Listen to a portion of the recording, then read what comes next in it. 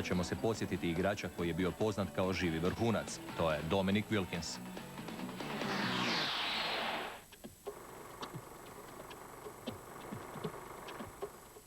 Kad je 82. uletio u NBA ligu, Dominic je imao svoju raskošnost te je stvorio val uzbuđenja prije nego što je odigrao svoju prvu utakmicu. Dominik, jesi li čuo buku kad su vidjeli tvoje prvo zakucavanje? Jesi li spreman to ove sezone činiti u NBA ligi? Jesam, spreman sam dati sve od sebe. Nadam se da ću odigrati dobru sezonu. Sad sam samo zabrinut hoću li dobiti priliku da dovoljno igram.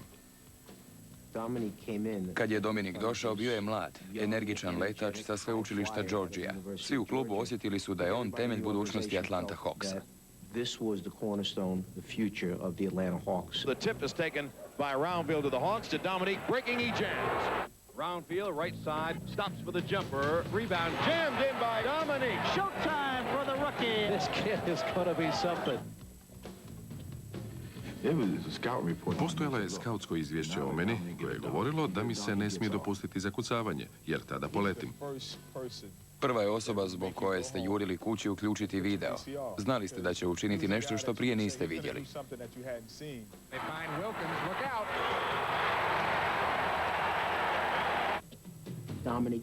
Dominik je prvi igrač kojeg pamtim da je zakucavao skokove u napadu.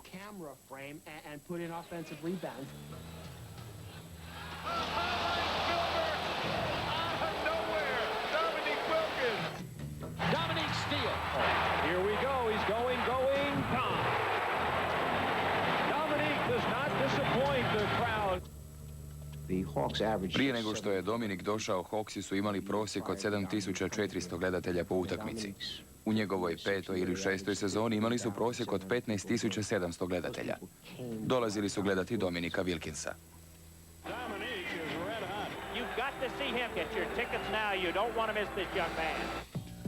Dominik se stalno vraća u središte pozornosti i dokazivao se kao jedan od glavnih NBA igrača, a također je bio kamen temeljac Atlanta Hawksa. Mogli ste vidjeti što nastaje, što se razvija. Sazrijevali su i igrali sa sve više samopouzdanja. Bili smo momčad, prava momčad. Imali smo sve sastavne dijelove.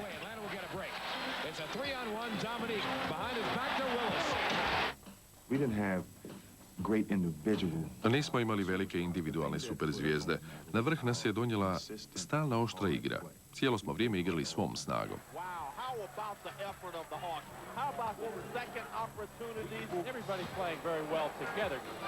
Rivers the other way. Dominique and bang.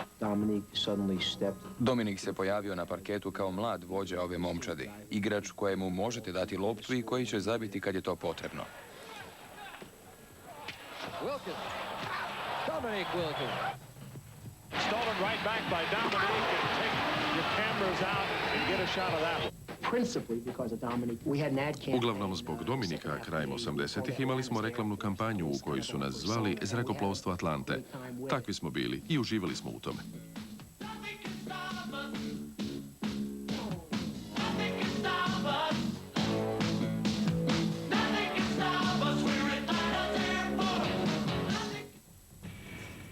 Da, Hawksi su visoko letjeli, a Dominik je bio pilot odlučan da odvede svoju momčad na vrh NBA lige. Znao sam da imamo izgleda za pobjede u ovoj ligi, za velike i važne pobjede. Nažalost, istok je bio prejak. Atlanta je postala stalan sudionik doigravanja, no tijekom 80-ih u istočnoj se konferenciji suočila s dvije goleme zapreke, Detroit Pistonsima i Boston Celticsima. Hawksi nikad nisu došli do NBA finala, a kao vođa momčadi Dominik je trpio veći dio kritika zbog njihovih neuspjeha u posezoni. Mislim da su ljudi o Dominiku govorili i pretpostavljali mnogo toga što je bilo netočno. Neki su ga smatrali zlom Kobe zato što je previše šutirao. Morao sam nositi taj teret. Kad je sve išlo dobro, hvalili su me. Kad je išlo loše, kudili su me. Nisu me zabrinjavale kritike jer smo, moji kolege i ja, znali što sam donosio na parket. Dominik nikad nije imao još jednog velikana na parketu pored sebe. Nikad nije imao nekoga tko bi mu olakšao posao. On je bio jedini.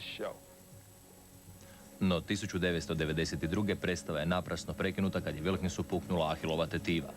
Nije to bio samo kraj sezone, činilo se da mu je karijera u opasnosti. Svakako se činilo da više nikad neće biti isti igrač. No nakon oporavka od ozljede, Nick se vratio iduće sezone senzacionalan kao uvijek, te čak svojoj igri dodao novu dimenziju.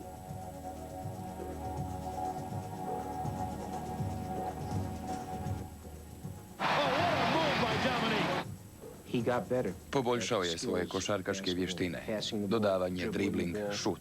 Shooting the ball. He's so much smarter, his skills are so much better, and he's not trying to play a game based on athleticism and individuality anymore. Each year he was in the league. Svake sezone svoju je igru dizao na sve višu razinu. Mislim da mu to služi na čast, jer je shvaćao svoje nedostatke i slabosti i radio je na svojoj cjelokupnoj igri. Kad pogledate kombinaciju svega što je činio i sve njegove rekorde, sve blokade, ukradene lopte, skokove, vidite da tako potpunih igrača više nema. Tijekom tih godina Dominika sam smatrao dijamantnim prstenom od 5 karata, no s vremenom sam shvatio da on vrijedi 10 karata.